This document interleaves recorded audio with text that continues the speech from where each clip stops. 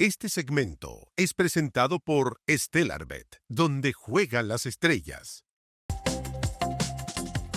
Este jueves comenzó el receso del Congreso Nacional pasando cualquier proyecto pendiente hasta marzo, donde los parlamentarios salientes tendrán algunas últimas jornadas antes del cambio de mando presidencial y legislativo.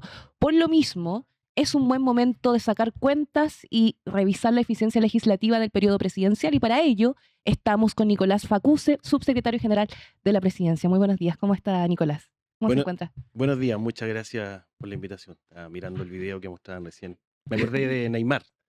Sí, claro. Caídas falsas, hay montones. ¿Y usted cree que hubo falsas caídas en este periodo? Mire, ¿O nosotros, caídas reales? bueno, el trabajo legislativo tiene de todo, pero nosotros estamos contentos, hemos hecho un balance el día de ayer junto a la ministra Macarena Lobos, y estamos muy contentos por la producción legislativa que hemos tenido durante los 4 años en el gobierno, porque hemos logrado sacar, hasta el día de hoy, todavía nos restan 5 jornadas legislativas en el mes de marzo. Y no puedo dejar de interrumpirlo y hacer el apunte. Una caída falsa podría ser considerada la ley de Salacuna. Yo, Alguien, o sea, un grupo que dice no vamos a estar y de pronto vamos a mejorar algo que está trabajado por parte del Ejecutivo durante largo tiempo. ¿No cree que eso también perjudicó? mire, nosotros somos muy optimistas en la SECPRES, somos unos optimistas empedernidos. Eh, Recordábamos ayer que hace un año, semana antes del término de iniciar el receso legislativo, eh, había mucha gente que daba por perdida la reforma de pensiones y se logró articular un acuerdo que finalmente resultó una ley. Lamentamos que no hayamos podido tener las sesiones de comisión durante esta semana para poder avanzar en el proyecto de la Sala Cuna Universal, pero creemos que todavía es posible avanzar hacia un acuerdo porque hemos trabajado durante meses para esto con la oposición, en términos técnicos, políticos, escuchando también organizaciones, y creemos que es un proyecto necesario porque resuelve muchos problemas, permite que haya más mujeres que ingresen al mundo laboral, permite aumentar la actividad económica. Chile hoy día tiene un problema con las tasas de natalidad, creemos que hay que colaborar en ese sentido. Subsecretario, ¿y usted cree que la oposición probablemente prefirió guardar este triunfo para el siguiente gobierno de José Antonio Kast en vez de sacarlo por el bien de las mujeres? Mire, hay un sector de la oposición con la que ya hemos podido avanzar en un acuerdo. Y nosotros tenemos la esperanza de que podamos construir un acuerdo completo para marzo. Pero más que quién saque este proyecto antes o después, lo importante es que esto resuelve un problema y a nosotros nos gustaría que ese problema y las soluciones que trae el proyecto de Sala Cuna Universal puedan ocurrir pronto. Y por eso esperamos que el despacho pueda hacerlo lo antes posible. Claro, y justamente la oposición dijo que el proyecto que ustedes estaban presentando era malo y que afectaba la libertad de elección. ¿Ustedes qué responderían ante eso? ¿El proyecto estaba mal diseñado o más bien es pura política electoral lo que estamos viendo? Este es un proyecto que presentó el presidente Sebastián Piñera y que nosotros hemos indicado y que a partir de las prevenciones, las distintas visiones que se han dado en el debate democrático en el Congreso, hemos tenido una infinidad de reuniones para lograr articular un acuerdo y hacernos cargo, sin perder el sentido y el norte del proyecto, hacernos cargo de las distintas visiones que han habido. Y creo que hemos avanzado bastante en eso y hemos avanzado con amplios sectores de la oposición para poder construir un acuerdo y hacernos cargo de ese tipo de dudas. Y creo que es un buen proyecto. Es un proyecto que viene a resolver, como ya lo decía, bastantes problemas que hoy día existen en el país. En ese sentido, ¿usted podría decir de que tuvo una oposición constructiva En este proyecto, en todos los proyectos del periodo? miren, nosotros hemos tratado de hacer un trabajo en el Congreso. Yo quiero recordar, y esto es importante, que estamos en minoría en ambas cámaras. Hemos estado en minoría durante los 4 años y aún así hemos sido el gobierno de 4 años que ha logrado sacar la mayor cantidad de iniciativas. Y eso ha sido posible porque hemos abierto un espacio de conversación permanente en todas las iniciativas y y sin prejuicios. Hemos tratado de conversar con todos y todos los actores que son parte del diálogo, del debate democrático en el Congreso, de la diversidad que hay en el Congreso, porque tampoco hay una sola oposición, hay distintas oposiciones. Y en esa perspectiva, a mí me parece que cuando hay diálogo, cuando hay debate, cuando hay conversación, es posible construir acuerdos, y por eso creo que hemos podido sacar tantos proyectos de ley a pesar de estar en minoría en ambas cámaras. Y sobre las promesas pendientes, porque eh, entrando a un terreno mucho más difícil, el proyecto de financiamiento a la educación superior, el FES, para terminar con el CAE, siendo realistas con el Congreso que ya está en estos momentos en receso y un cambio de mando que vamos a ver en marzo desde el 11, ¿este proyecto se podría decir que murió o creen que el gobierno de José Antonio Kast va a tomar la iniciativa opuesta a la ideología que Yo él venía planteando? Yo quiero insistir en mi optimismo. Ujú. Lo que hace el FES, al igual que esa lacuna, viene a resolver un problema. Hoy día el Estado gasta mucho dinero en esta materia y lo que hace el FES es que reduce el gasto fiscal, alivia la carga de las y los estudiantes y alivia la carga de las familias chilenas en general. Y esto yo creo que no se trata de un problema ideológico, sino que se trata de resolver un problema objetivo que hay en el país. Todos los estudios indican que el FES, que un nuevo mecanismo de financiamiento va a reducir el gasto público. Y en eso, supongo, estamos todos de acuerdo. Entonces, cuando usted menciona que se mantiene optimista, ¿cree que este proyecto todavía no muere? Yo creo, y vamos a trabajar y vamos a hacer todo lo posible, como lo dijo ayer bien la ministra, esperamos que este tiempo estival que viene permita a todos darnos un aire y que podamos construir un acuerdo. Es que es importante saber que fue una gran promesa y termina esta administración con el proyecto en el aire. ¿Fue una derrota estratégica o un saludo a la bandera para dejar contentas las bases? No, yo creo que este es un proyecto serio que viene a resolver problemas donde hemos intentado construir un acuerdo, está en segundo trámite constitucional y vamos a trabajar en las 5 jornadas legislativas que nos quedan. Insisto, la reforma de pensiones, 10 días antes, 2 semanas antes de que se aprobara, había muchos sectores que la daban por muerto y nosotros no hemos dado por muerto ninguna iniciativa hasta que termine el trabajo legislativo. Yo creo que los partidos hay que jugarlo hasta el final. Es como hasta el último Rocky. minuto. Esto no se termina hasta que Esto se no se termina. termina hasta que se termina. En ese sentido, ¿hay herencia legislativa? ¿Le dejan la cancha marcada a Kast? ¿Lo sienten así?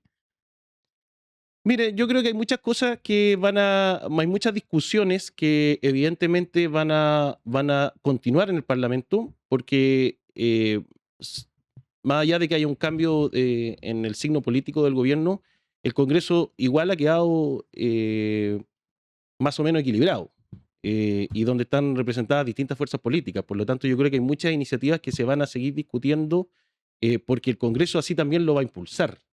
Yo quiero recordar que de las 364 leyes que nosotros sacamos, un tercio de esas leyes son mensajes impulsados por el Ejecutivo, pero también otras iniciativas han sido mensajes que han venido desde otro gobierno o mociones parlamentarias, porque en el trabajo que uno hace en el Parlamento, de lo que se trata también es de recoger las ideas de otras personas, de otros sectores, poder construir acuerdos y avanzar en ese sentido.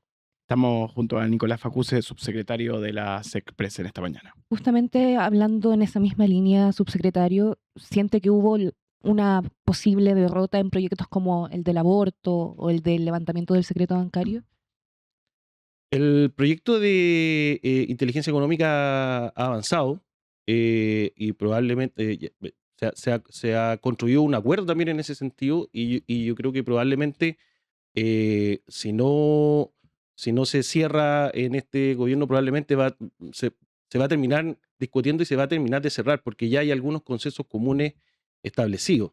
En materia de aborto, nosotros hemos dicho que creemos que es un debate que se tiene que dar, que creemos, es más, que todos los debates son legítimos, que no es posible vetar ningún tipo de debate.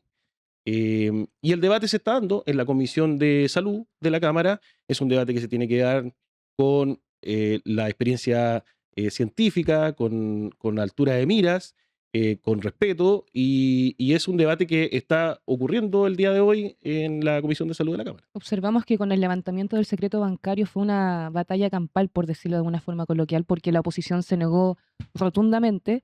¿Por qué cree que hay tanto miedo en el Congreso a que revisen las cuentas bancarias sin tanta burocracia? ¿Quién cree que se está protegiendo? Mire, yo no soy muy bueno para especular intenciones, sino que me interesa más los objetivos de las iniciativas que hemos impulsado. Y el objetivo el sentido de esa iniciativa es que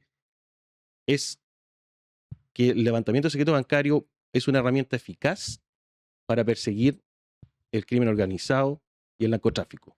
Seguir la ruta del dinero es una herramienta eficaz para lograr dar con quienes han establecido una maquinaria para delinquir.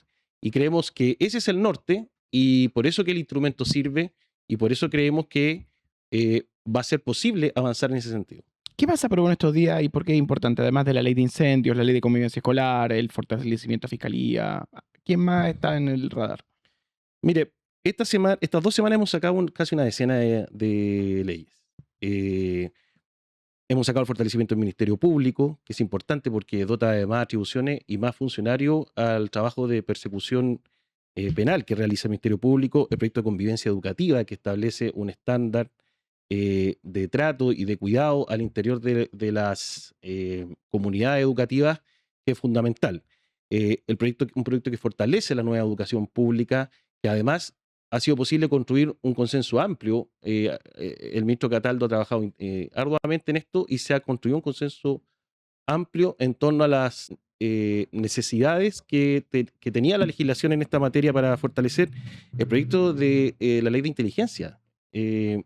Esto era un tema muy complejo, controvertido también, y el ministro Elizalde ha avanzado y ha logrado construir también un acuerdo gracias a los parlamentarios de todos los sectores. Por eso insisto que de repente cosas que se ven tan difíciles es posible sacarlas adelante con el diálogo, con la conversación, y ese proyecto fue despachado para ser ley.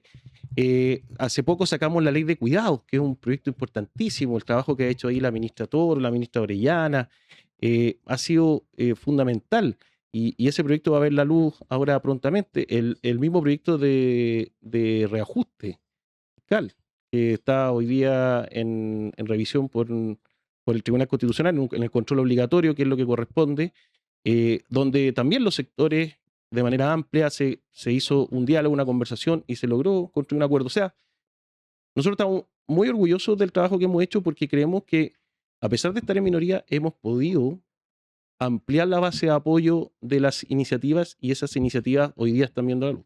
Para ir redondeando, porque uno aprovecha de preguntarle al subsecretario de SECPRES todo sobre el tema legal que está en desarrollo en el Congreso.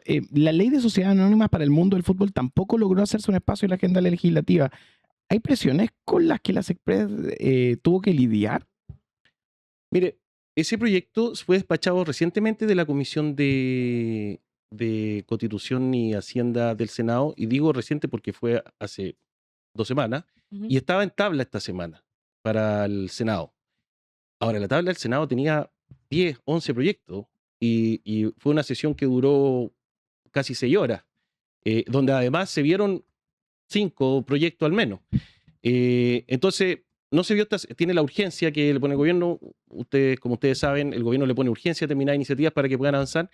Y a mí me da la impresión que no se vio esta semana en el Senado, no por falta de voluntad política, sino porque tuvimos 6 proyectos grandes antes que se vieron, y probablemente la primera semana de marzo va a estar en tabla del Senado para que pueda seguir avanzando.